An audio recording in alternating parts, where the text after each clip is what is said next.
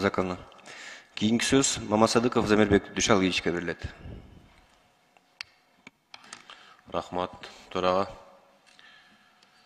Тораға біз аймақтарды қыдырып, ушул Шамал-Сая шаарчасында елдің көйгөйлөрү менен таанышып келдик да.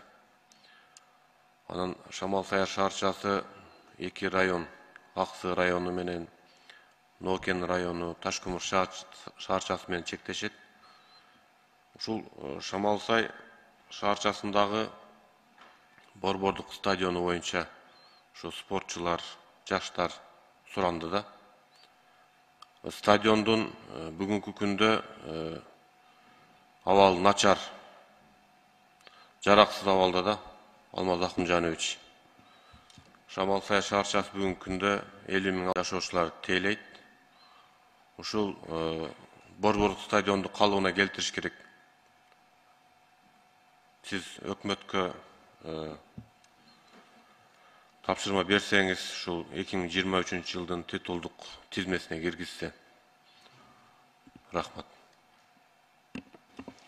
Рахмат чоң Замирбек Дүйшалгиевич. Keyingi söz